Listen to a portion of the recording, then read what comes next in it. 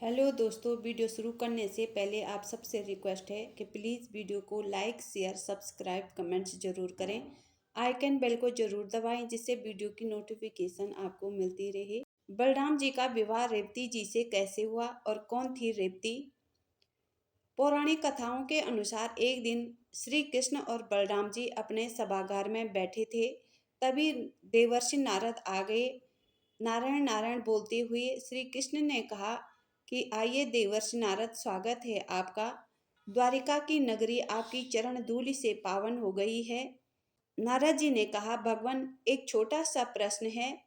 हमें ये बताइए कि आप द्वारिका की समृद्धि में ही लगे रहोगे या कुछ और भी करेंगे? श्री कृष्ण ने कहा, क्या नारद ऋषि? नारद ऋषि ने कहा कि संसार में 16 संस्कारों में से एक संस्कार विवाह भी है, जो अपने वंश वृद्धि के लिए आवश्यक है। अब आप विवाह करिए। श्री कृष्ण ने कहा, मैं मुझसे पहले तो बड़े दाऊबैया हैं, मैं पहले कैसे करूँगा?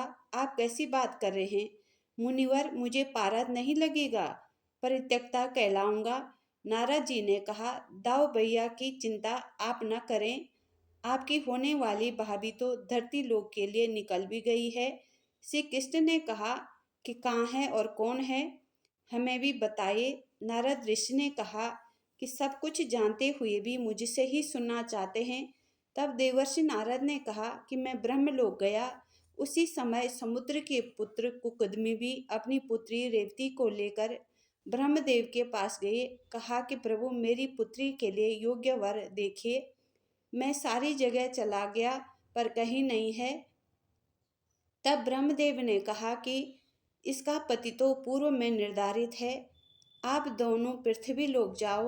और इस समय श्री कृष्ण के साथ शेषनाग भी उनके बड़े भाई बनकर मनुष्य रूप में लीला कर रहे हैं। इसलिए आप द्वापर युग समाप्त होने वाला है, आप जल्दी जाओ और शेषनाग के साथ अपनी पुत्री का विवाह कर दो। और मैं सुनकर नीचे आ गया, ये आपकी नित्य सहचरी देवी नागमणि से उत्पन्न हुई है। नारद ऋषि ने कहा कि वो देखो प्रभु, वो आ भी गए। तब वो दोनों धरती लोक पे पहुंच गए। नारद जी ने कहा, आप उनका स्वागत करो और मैं चला। तब श्री कृष्ण और बलराम जी उनके स्वागत के लिए चले गए। उन दोनों का स्वागत किया और तब समुद्र के पुत्र कुकुदमी ने बलराम जी को कहा कि हे पृथ्वी का भार धारण करने वाले शेषनाग, ये मेरी पुत्री अग्नि से उत्पन्न हुई है। ब्रह्मदेव के आदेशानुसार मैं अपनी पुत्री का हाथ आपके हाथ में सौंपता हूँ, इसे ग्रहण कीजिए। तब श्री कृष्ण ने कहा कि महाराज, छोटा भाई होने के नाते अपने बड़े भाई के लिए आपसे आपकी पुत्री का हाथ मांगता हूँ।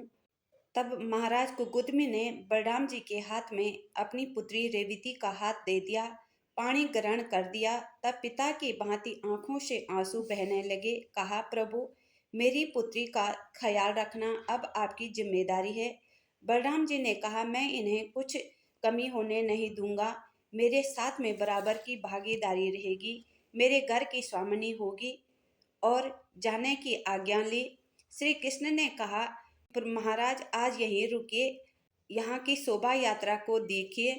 तब महाराज कुकुदमी ने कहा, अब ये पुत्री का घर हो गया है, मुझे भूखा नहीं रहना है, अब मैं तपस्या करने के लिए जाता हूँ। श्री कृष्ण ने सफलता की कामना की। रेवती 7 फुट से लंबी थी। सतयुग में लंबाई 7 फुट से लंबी होती थी, द्वापर युग में 6 फुट के बराबर। तब श्री कृष्ण ने कहा कि भैया, भाभी के बराबर लंबा महल बनाना पड़ेगा। बलराम जी ने कहा कि तुम इसकी चिंता मत करो, मैं इन्हें सतयुग से द्वापर युग में लाता हूँ। और अपने हल से अपनी पत्नी रेवती को छोटा कर दिया। तब श्री कृष्ण तो चले गए नगर वासियों को विवाह की सूचना देने। तब बलराम जी अपनी पत्नी के साथ द्वारिका नगर पहुंच गए। धूमधाम से शोभा यात्रा निकाली गई, नाच गान हुआ, बलराम जी का विवाह बंधन संपन्न हो गया। इस प्रकार ये विवाह संपन्न हुआ।